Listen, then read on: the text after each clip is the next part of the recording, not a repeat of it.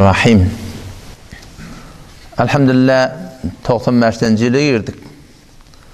O yılın başından da inşallah Teala avvalkı celete deyip, ikinci celete deyip şüpharım inşallah tanı tapmakla inşallah kömek bolar.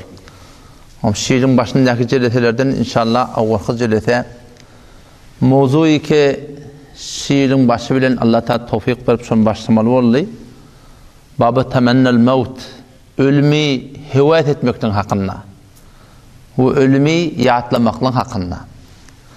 Müslüman doğulum yaşayışta bir neçe zatlar var ki şon hakkında hem adam bir fikretiye. Kağıtlar var dünyada. Şon hakkında şu neçe milyar insan var yerin güdünne. Eğer bir adam tapılsa şon hakkında başka form fikretdi. Şu neçe milyardın içinde şona hem adamla uyuşup şünkelle doğru işlenek değerli. Kağıtlar var hem insaniyet şon hakkında bir nezer veriyor, bir rey veriyor, bir akidede, bir fikirde. Şunu şenme? Şunu şenme de şeyde değil mi? Kullu dünyada şu aç şenme.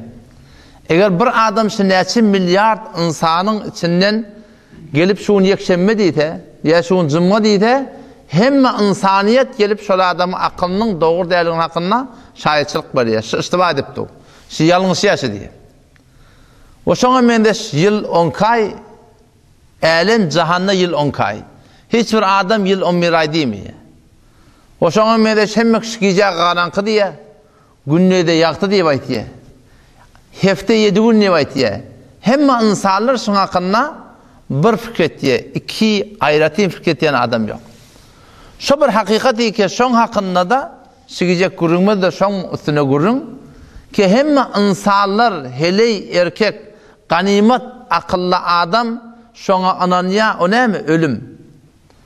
Ölüme hiç kimin şeki yok.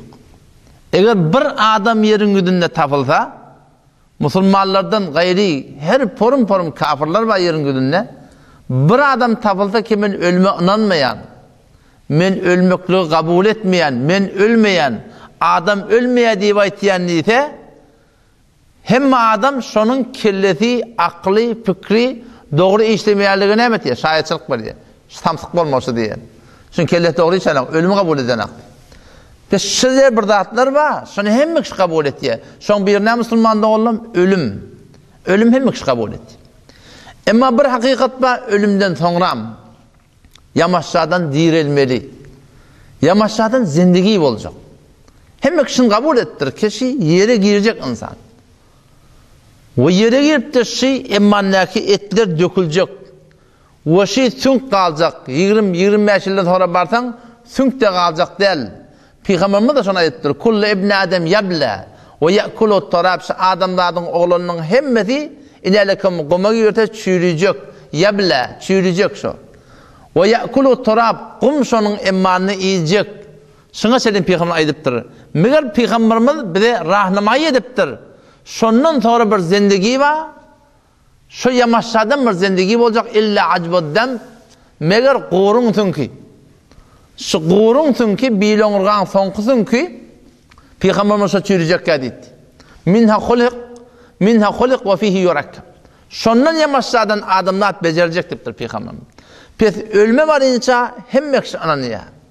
O insanın berde bir yaşayışı var enen gevresinde. Şu danışmetler şunun hakkında fikret yerler. Ki insan nece vücuda geliyor. Ne yaparım dünya geliyor. Allah tebarek ve Teala da şun Kur'an'na evet el-me'zeliyeti bilen qav suratında tesviri çekiptir.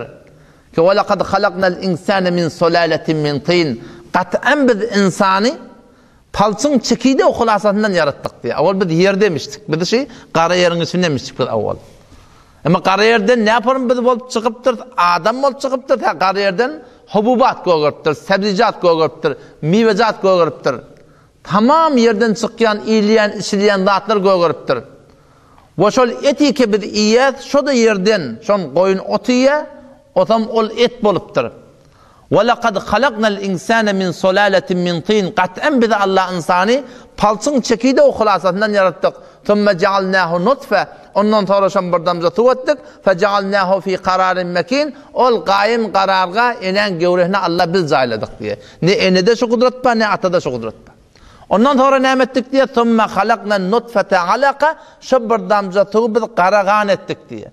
فَخَلَقْنَا الْعَلَقَةَ مُضْغَ Şu kar bir bölük eti diye bir karaganı bir bölük et ettik diye. فَخَلَقْنَا الْمُضْغَةَ عِظَامًا Şu bir bölük eti sonra biz sünk ettik diye.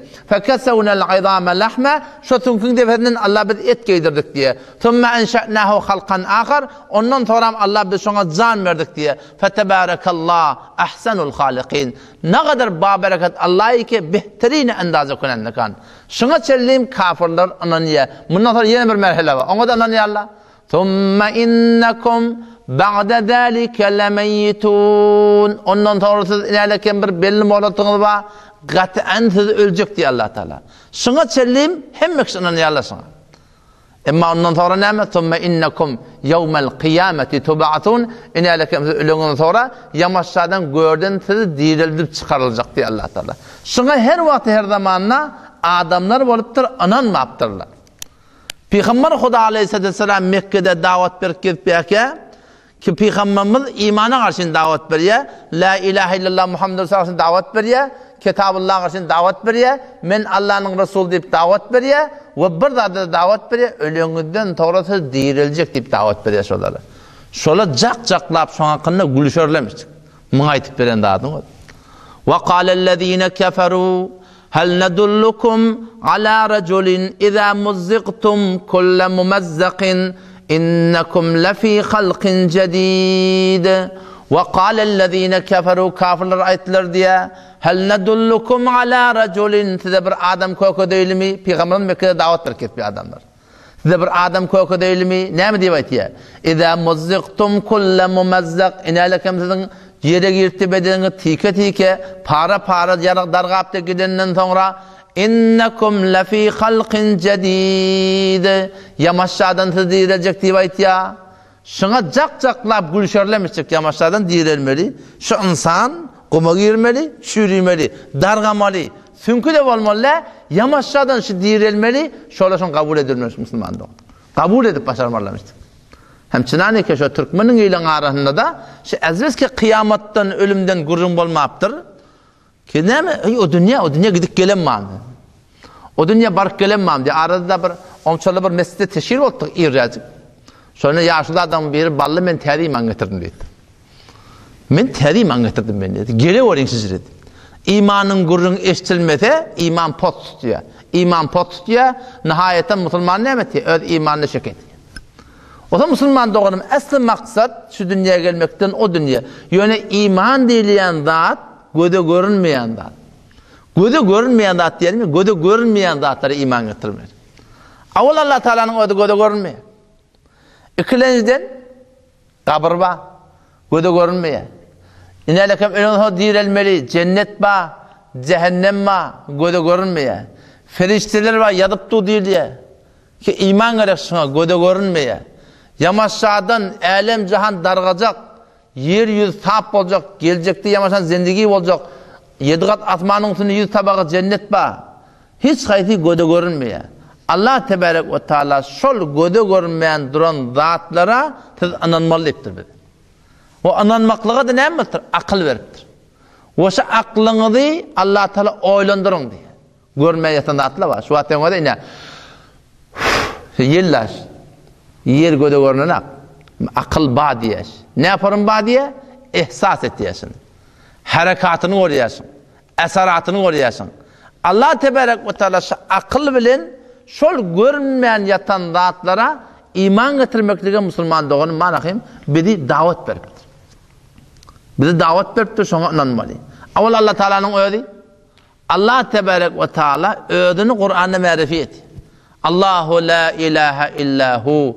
Allah şol zati ki şundan başa layık ibadet yok. El hayy Allah diri. El kayyum alem cihan saklaptırın şol. La ta'khuduhu sineh emrikmeklik Allah'da yok. Ve la nevm Allah'da uğlamaklık yok. Mettakada sahibete denanatı yok. Ve la velede onun oğlunu şoğu yok. Leyse kemislihi şey hiç burada sonyalık değil. Ve huves-semi'ul basir Allah şeneva ve bina yut'imu alem cahana idirip duran şol. Ve la yut'amu Allah idirilmeye. Ve la yet'amu Allah Teala bir imeyen zat. Şeyli bir zat ki ve la yuhitune bihi ilme. Allah Teala deyiptir siz menin ne yaparımdan bilmezsiniz deyip. Allah ne hacer zatka? Allah ne yaparım zatka? Allah'da ne yaparımlık da yok. Allah'da ne hazırlık da yok. Leyse kemitlihi şey. Allah Teala deyiptir Kur'an'ı meni tanıyacak bolsanız aklınızı oylandırın. Menin nemet diyerligimi özleyin.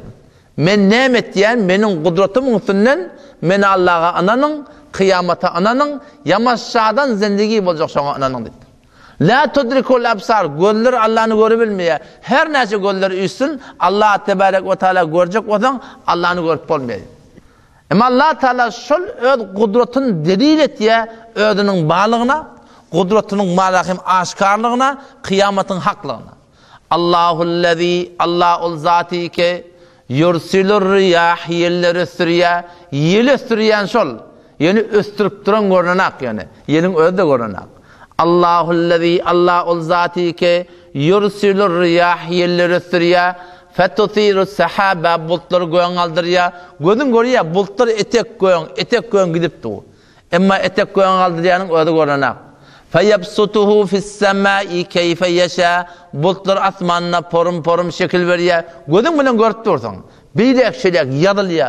Porum şekil veriyor. Etek gittiye göğüne gittiye. Ama etek göğüne gittiyen ol görünenak. Ve yec'aluhu kisefa. Bulutlar üstüne koyuyor. Fetaral vadqa yakhruju min khilali. Ten görüyorsun şoň arasından yağın yağıya. Yağın yağdırýany görülýär. Ýöne yağın yağdyrıp duran öde görünenak. Defenden şu bir dotaban kaptandan geçip barýan defende bir par suw goýtara bilýärmi? Kim goýdy diýip gygyrýardy helsini? Şo guýony özleýärdiň, şoň tada guýon görünýär, emma defeden guýan görünmeýär. Şol Allah şeýle bir zaty ki hemme ýerde şonuň gudraty görünipdi. Meniň gudratymyma fikir ediň diýipdir. Yulicul leyle fin nehar. Şu geceni gündüze salan şol. Ve yulicul nehara fil leyl. Ne evlap yamasan dan atırıp gündüze de gece salacak şol. Yuhricul hayye minel meyyit. Ölüp yatan milyon yumurtkanın vücudundan milyon nutfelerden ölüp yatan zattan dirin çıkaryan şol. Ve muhricul meyyiti minel hayy. Ölüp yatan yumurtkanına diri tavuktan çıkaryan şol. Ölüp yatan deneleri kavundan, karfızdan, hıyardan, pamadardan çıkaryan şol. Falikul isbah. Nelekem dan atıracak şol. وَجَعَلَ اللَّيْلَ سَكَنَ şigicani aramgah eden şol. وَالشَّمْسَ وَالْقَمَرَ حُسْبَانَ ayuni belli bir nizamını aylap getirip batırıp duran şol. Şol Allah kıyamata siz ananmalı, maňan ansaňyz ýalak dedi. Allah tebarek ve teala o dünya ananmakla hakkında yeni kudretim görün diye. Kudretim görün diye sureye Yasin ahirin ayet sure Yasin okuyanda Allah Teala şey diyor diye. Eveleysellezî halakas-semâvâti vel-ard. Aya ol zati ki o da adını getirmektir Allah Teala. Adını getirmektir. Eveleysellezî aya ol zati ki halakas-semâvâti vel-ard. Asmanlar yer yarattır. Biqadirin ala en yahluqa mislahum. Aya şol zat-ı mukaddes kadir değil mi? Yamaşşadan şıforum asman yer yaratmaklığa kadir değil mi şuna de? Aklınızı oylandırın. Şu zat-ı kişiler yaradıptır. Yamaşşadan şıforum yaratmaklık şuna ne yaparım kıyım olmalı? Ya Sure-i Ahqaf'ta ayet siyasi 33. ayetine geliyor. Evelem yarev aya görmeyenler mi? Aya bilmediler mi? Ennallâhellezî halakas-semâvâti vel-ard. Beşik olallahi ki asmanlar yer yaradıptır. وَلَمْ يَعْيَ بِخَلْقِهِنَّ. Şu asman yer yaratmaklıkta diye adam yaptır. بِقَادِرٍ عَلَى اَنْ يُحْيَ الْمَوْتَى. Aya şolallah kadir değil mi? Ölüler diretmektir dedi. Oylanın, benim kudretim, 7 kat asman, 7 kat yeri beni Allah yarattım diye, yaratmaklıkta da ben yadamadım. Aya beni Allah kadir değil mi? Aya şol zata mukaddes Allah kadir değil mi? Ölüler diretmektir dedi. Ayahsebul insanu en yutreke suda. Aya insan gümen et diye, öz haline koylar mı kadip diye? Öldün gittin, o dünya gidip gelen mami. O dünya barık gelen mami diye aytıyarsan, meğer yadından çıktım diye Allah Teala. Sen Allah'ın tanıyacak olsan ödüne fikret. Sen kıyamata anlanacak olsan diye Allah Teala ödüne fikret. Elem yekun nutfe, meğer bir damza tuğ dedi mi diye. Nemeden o su? Kâhı qatrahayı ap bolya, kâhı qatrala bolya da, bir damjala bolya, erzişi var şoň. Qatry asitde bir erziş var. Abu muqaddarda bir erziş var. Abu baranda bir qatrasında erziş var. Abu miwen bir damjasında erziş var, dilin tüjit diye. Ama insan bir damjatudan bolupdyr. Damjatular var, şu damjatularda erziş var. Ama insan Allah bir damjatudan yaratdyr. Alam yekun nutfeten min mani. Meger sen yadından çykdymy? Meger sen bir damjatu dädimişi diye. Näme de min mani? Şu şehvet sudan dedi. Portip var ya. O suda näme erziş var, heysiyet var, näme kadr var, näme kıymat var, hissat. Yumna oklannon diye. Nile oklanıyor? Aşgallan oklanıyor, yüden tohun okutun. Hiç kim haber yok, bir zerretini Allah Tebarek ve Teala enen görüp noklaptır. Şu da çaylaştırıptır. Sonra näme bolupdyr? Tumma kana alaka, sonra qaragan bolupdyr. Meni senin serguzeştiniz. Fahalaka Allah şu da yarattır. Fesevva el ayak gödgülük şemme onkuzunkun şeyle bir barabar ediptir. Feceale minhu zavceyni zekara vel untha. Mundan gonda erkek ediptir, denan ediptir. Şu bir erkek bolsa atıyor da. Bizim hiç gayrı ihtiyar yok, erkek bolacak. Heleler heley bolup ketipýärler. Olar da heley bolayly dip yaradylan öldürme marak heleyden datlar yok. Kim edipdir şol zat muqaddas ettir. Allah Teala insan meni sen musulman doğanmyň şeyle bir geçen geçmişimi yatlap bir soragat yaşaňa jogap beriň maňa diye. Aleyse zalika ştada ýene adyň getiren ady yok Allah Teala. Aleyse zalika ayaşrişir etýän kim şu? Şu Allah şu. Aleyse zalika ayaşol zat muqaddas geçirişir etýär. Biqadirin ala en yuhyiyel mevta. Ayaşol zat muqaddas qadir därmi ölleri diretmeklik edi. Şu purum Allah şunu bir açıklap aýtýar, kıyamata anlam etmeklik, kıyamata yaqin etmeklik. Ol bir adamlardan kimge kıyamata imani yok. Şol adam Allah Teala şejresi meselelerini musulman doğanım vazih ve aşkar edipdir. O tabi şu taýdan asli maksat ki insan şu anam yürekde oturmalı ki bizim elhamdülillah şoňa imanymyz var, bizim öljegimizde hiç bir şek yok. Inelekim 20 ýaşyk 15 ýaşyndaky oğlan da gitdi. Jawan bolanda ölmeli diyen gurun diyor. Her kim öl kıyamatına amadagi görmeli. Inelekim haçan gelse gelamaly. Motorda bahana, maşinde bahana, tesadüfte bahana, yeni bir zatda bahana, hemme da bahana. Şoň hemme fakat Allah Teala'nın takdirini gödeşýär musulman doğan. O şoň hakynda Peygamber Huda aleyhisselam ştada bir sürü ahadisler aýdypdyr. Ulamalar şu Peygamber aleyhisselam'ın aýdandatlaryny marahym ýygnap üşürtdirler. Awwal hadis bilece okuyeli. El-fasl el-awwalu an Abi Hurayra radıyallahu anhu qala Resulullah sallallahu aleyhi ve sellem la yetamanna ahadukumul maut imma muhsinan fela'allahu en yezdada khayran ve imma musiyan fela'allahu en yesta'tiba ev kema qala aleyhisselam. Peygamber Huda aleyhisselam aýtýar la yetamanna ahadukumul maut. Sizin hiçbir gaýtyňyz ölüme hüwat etmesin. Hiçbiriňiz ölüme hüwat etmeýän dip. O näme dip? İmma muhsinan sen eger gawy bolsaň, sen gawlyň artjak, sogabyň artjak, derejeň artjak dipdir.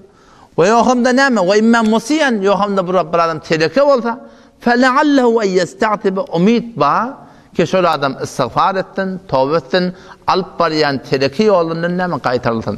Pes ölümi Allah tadan hüwat etmeden ya Allah meni öldürewer.